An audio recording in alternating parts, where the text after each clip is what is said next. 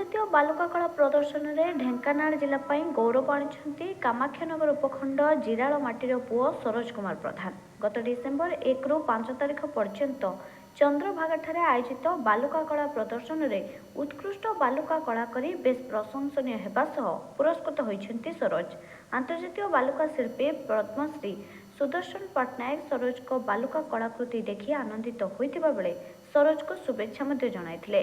Jarral grammar Niranjan प्रधान और गोलाप प्रधान को पुओ सरोज आगामी दिन में जड़े प्रतिभावान बालुका कला शिल्पी हो देश विदेश में निज राज्य तथा देश में सुनाम आने चेष्टित अच्छा। से चंद्रभागा आयोजित आंतर्जातीय बालुका कला प्रदर्शन कर मानपत्र और ट्रॉफी हासिल कर जिला प्रशासन एप्रति दृष्टि देवाई ग्रामवासी मैंने अनुरोध कर।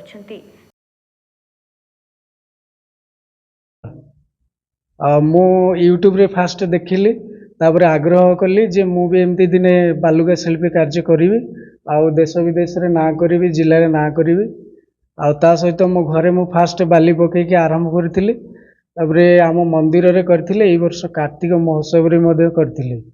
पूर्व वर्ष सांड आर्ट फेस्टिवल रे मते भी सेठी मु अप्लाई करथिली स्थान मिलिथिला।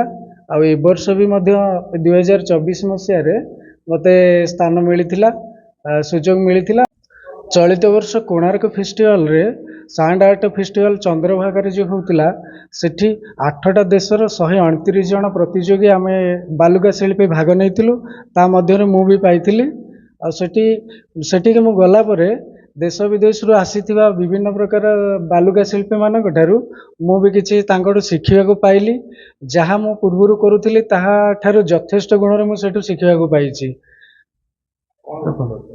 लक्ष्य अच्छी मो गाँव ना को आउ देशर ना को मो बाहर विदेश रे जाइकी प्रचार प्रसार करी कला माध्यम रे।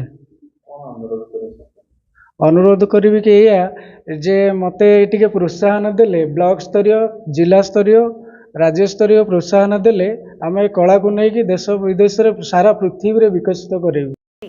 ढेंकानाल सरोज कुमार साहू को रिपोर्ट प्राय खबर।